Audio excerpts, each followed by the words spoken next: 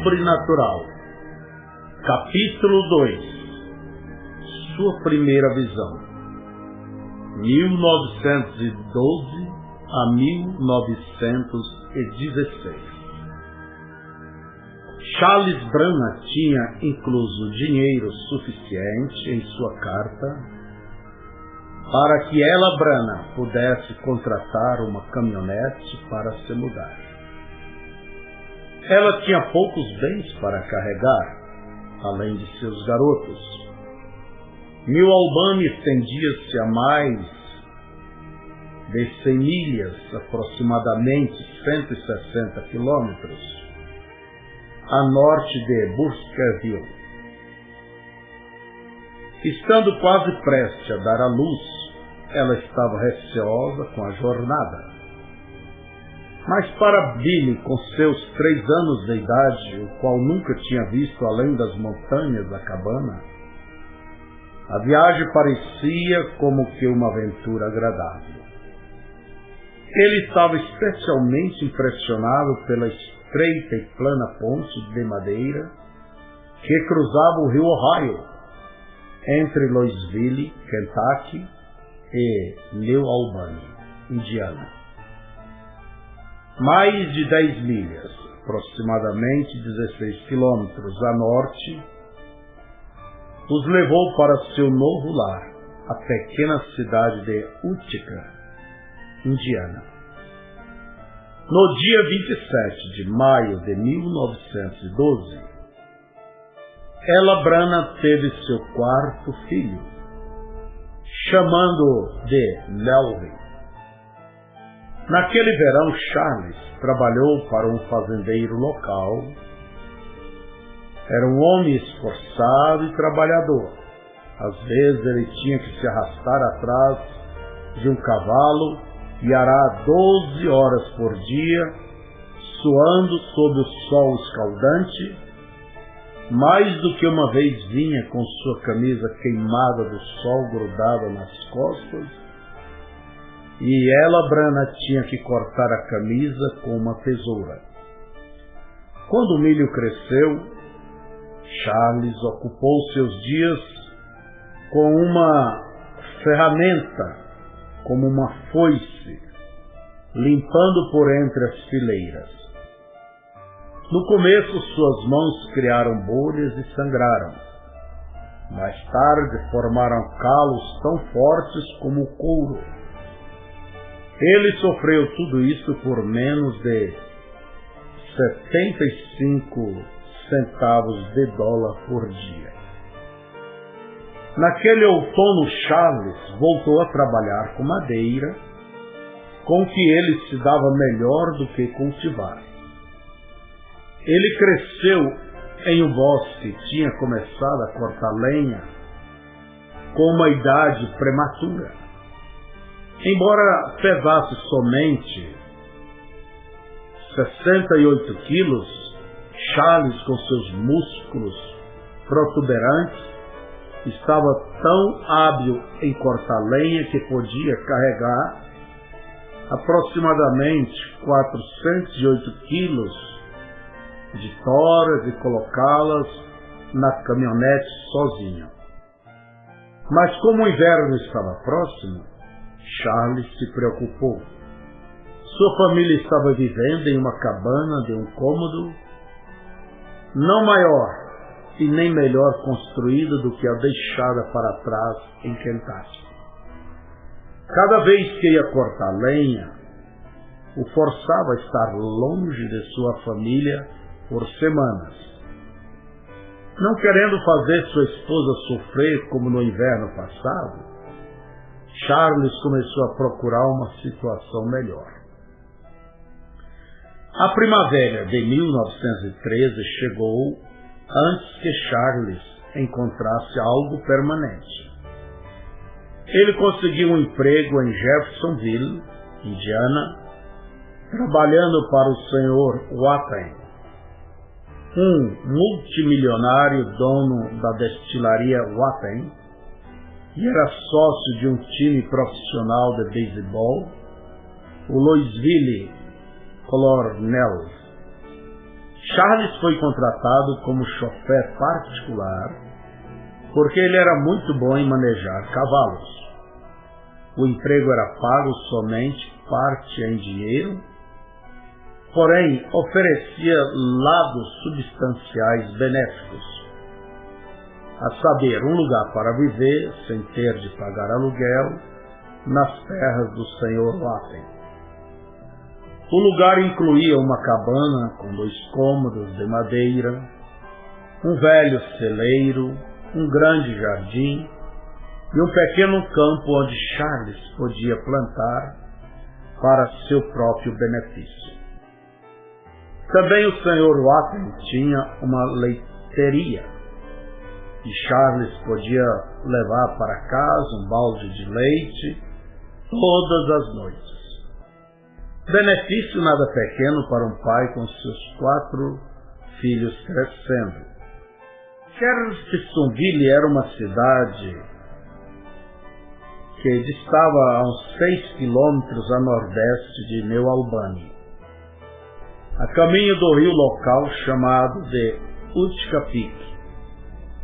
O Sr. Watten morava a uns 11 quilômetros fora da cidade, em uma grande propriedade.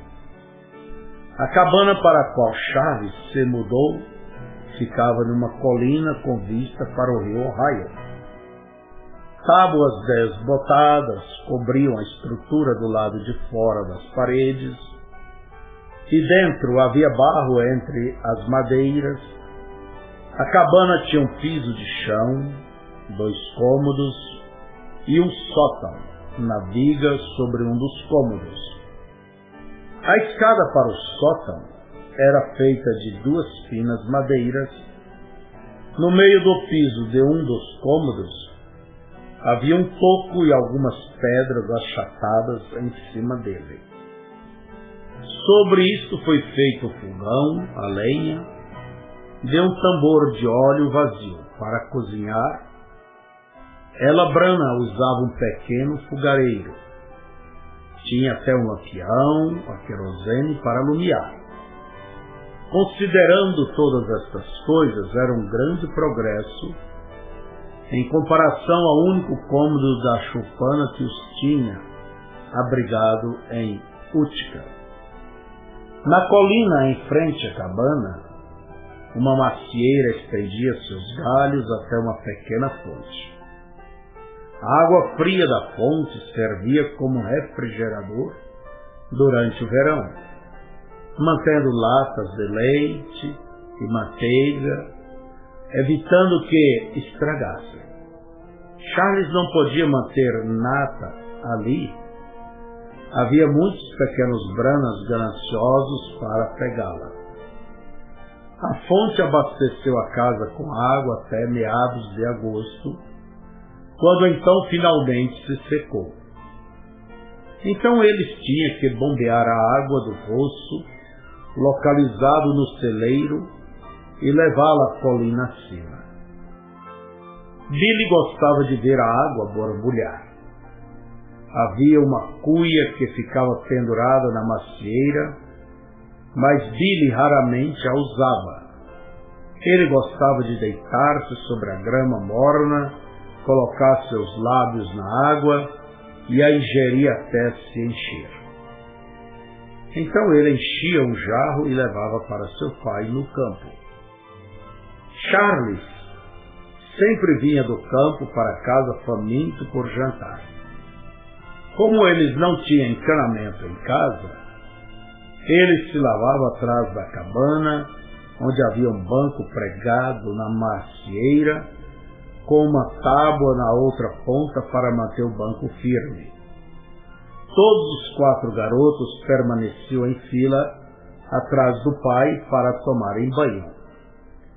Quando Charles arregaçava a manga de sua camisa, feita em casa, para ensaboá-los, os músculos de seus braços cresciam e ondulavam. Billy observava com orgulho, pensando: este é meu papai, ele é forte, ele viverá 100 anos. Quando eu for velho, Ainda estarei vendo meu papai com seus grandes músculos. Charles tinha apenas 1,52 m de altura. Billy tinha herdado o cabelo escuro e ondulado de seu pai e as boas aparências de um irlandês, mas não sua poderosa estrutura. Ao invés disto, Billy era magro como sua mãe. A vez de Billy se lavar era próxima. Ele tomou grande cuidado para que a espuma do sabão caseiro não tocasse seus olhos. Uma vez foi lição suficiente. Ele secou-se com a toalha que sua mãe tinha feito de saco de farinha de milho.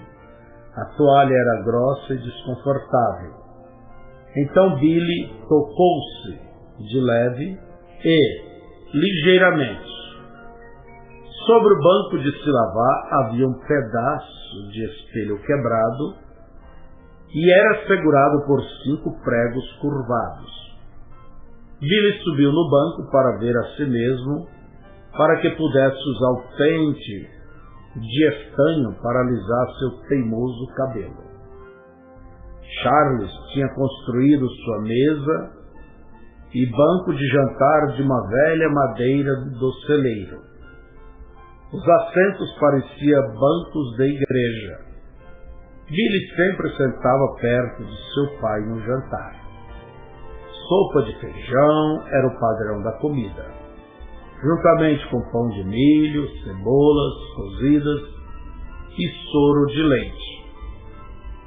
Ela, Brana, assava o pão de milho em uma panela, então colocava em um prato e levava à mesa para que cada um pudesse partir um pedaço à medida que cada um passasse para o outro.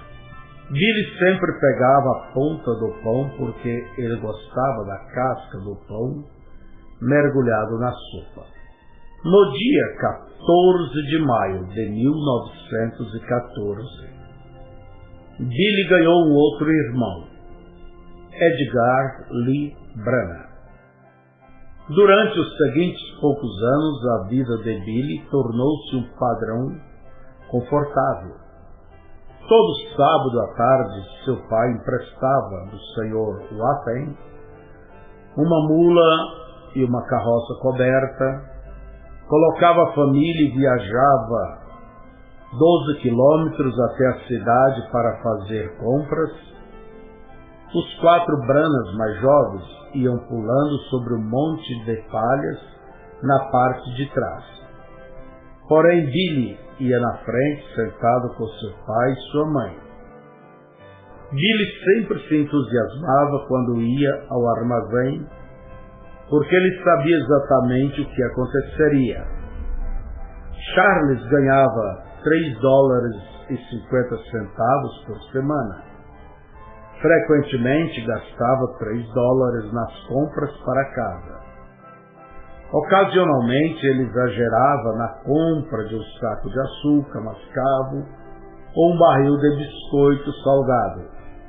Porém, o que ele mais comprava era o alimento básico como feijão, batata, fubá e o tipo de alimento que durasse mais. Depois que Charles pagava suas contas, o Sr. Rower, dono do armazém, dava a ele um pacote contendo uma barra de doce de hortelã para os seus meninos. Na parte de trás da carroça, 5 pares de olhos ansiosamente observavam como o papai dividiria 4 pedaços igualmente para cada um dos seus 5 garotos. Imediatamente os 4 Branas mais jovens chupavam seus pedaços de doce, fazendo-os em pedaços. Mas Billy era esperto. Ele chupava seu doce por um momento, então o enrolava em um pedaço de papel marrom que rasgava do pacote das compras e o colocava dentro do bolso de sua roupa. Ele tinha uma utilidade para isso mais tarde. Sábado à noite eles enchiam um tanque feito de madeira de cedro com água quente e tomavam seu banho semanal, um após o outro, sem trocar a água. Ela, Brana, ensaboava e esfregava Billy com força, dizendo: eu quero te ver tão limpo quanto uma cebola descascada. Então ela o deixava corado ao secar-lhe, com uma toalha feita de saco de farinha, até que sentisse como que sua pele se tivesse gasto. Ela sabia que Billy não estava se alimentando de maneira que sua alimentação fosse balanceada. Então, toda manhã, após o banho, ela o fazia engolir uma colherada de óleo de rícino, o que ela cria que ajudaria a prevenir resfriados. Billy olhava para aquela enorme colher cheia daquele gorduroso óleo de rícino e implorava: oh, mamãe, por favor, não me faça tomar isto. Isto me deixa doente. Não suporto isso. Ela respondia: se isso não te fizer você ficar doente, não te fará bem algum. Billy apertava o nariz e levava a colher à boca, tentava engolir, engasgava, sacudia-se todo e finalmente conseguia fazer com que aquilo descesse. No domingo, ela, Brana, cozinhava um guisado com nabos, cebolas, repolho, batata, feijão, fubá e um pedaço grosso de carne. Todas as coisas cozidas juntas numa só panela. O restante da comida os alimentava por 2 ou 3 dias. Na segunda-feira, ela, Brana, lavava as roupas do lado de fora da cabana. Usava uma grande caldeira de ferro aquecida no fogo de chão. Billy, sendo mais velho, tinha que cortar galhos para o fogo. Ele também ficava esperando para encher a caldeira com água, uma tarefa difícil para o menino de sua idade e tamanho. William, ela chamou: sim, senhora. Vá à fonte e traga um balde de água. Billy pensou como aquele pesado balde de cedro forçava seu ombro, mesmo quando o balde estava com água só pela metade. Ele apalpou o bolso, procurando por aquele pedaço de doce de hortelã enrolado no papel. Então ele encontrou seu irmão Eduardo e disse: Rupi. Frequente Billy chamava seu irmão de Rupi. Direi a você o que farei. Eu deixo você lamber este doce até eu contar até 10, se você for buscar um balde de água para mim. Eduardo alegremente trazia água e Billy o recompensava, segurando o doce para ele lamber. Billy começava contando: 1, 2, 3. Eduardo, lambendo tão rápido quanto podia, reclamava: não tão rápido, você está contando muito rápido. Comece novamente. Billy começava novamente, Eduardo conseguia algumas lambidas extras. Então Billy enrolava o pedaço de doce novamente e o colocava no bolso. Havia outras tarefas para serem feitas na segunda-feira, mas enquanto seu doce durasse, Billy era um jovem descansado. Quando ela lavava a roupa, usava uma longa pá de nogueira para mexer as roupas que ferviam na caldeira, pescando-as quando estavam prontas.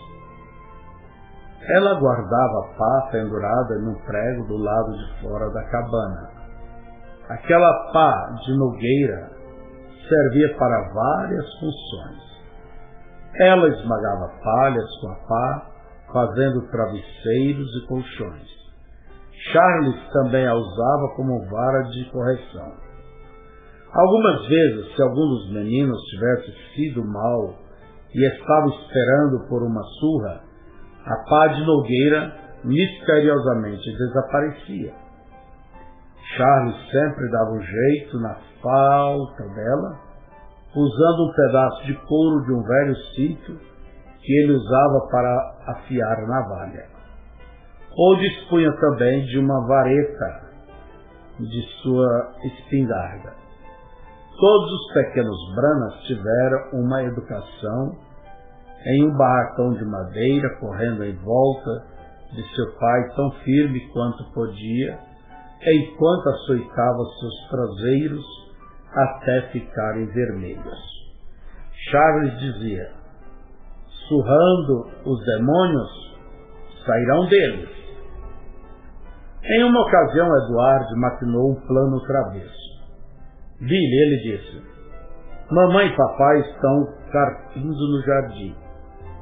Se você entrar e pegar açúcar, eu pegarei os biscoitos e nós encontraremos no celeiro. Isso pareceu bom para Billy. Ela, Brana, guardava o açúcar mascavo em uma caixa na cabana. Ela frequentemente o misturava com água, fazendo melado para as panquecas do café da manhã. Billy entrou furtivamente na cabana, pegou uma mão cheia de açúcar e foi caminhando em direção ao celeiro. O jardim ficava no meio caminho, descendo a colina entre a casa e o celeiro. Charles, que estava carpindo, endireitou-se, enxugando a fronte com um lenço xadrezado de vermelho e braço. Ele percebeu que seu filho mais velho estava caminhando com seu braço esticado, como se estivesse escondendo algo. Charles disse: onde você vai, William? Eu vou ao celeiro. O que é que você tem em sua mão? Billy pensou. Ele tentou ser evasivo. Qual mão? Charles disse: vem aqui. Billy não quis mais saber de açúcar por um bom tempo depois daquilo. Algum tempo depois, em agosto de 1916, após uma debulhadora elétrica haver terminado de processar os grãos da colheita, ela, Brana, encheu com novas palhas todos os seus colchões e travesseiros. Naquela noite, pouco depois que os meninos foram colocados para dormir no sótão, Billy gritou como se um Bosri, um tipo de espírito em forma de uma mulher gemendo, que aparece ou é enviada por membros de uma família, como sinal de que um deles está prestes a morrer. É um folclore irlandês. Tivesse tocado em sua face. Ela, Brana, às pressas, chegou até a escada e disse: Billy, o que há de errado com você? Mamãe, há alguma coisa na cama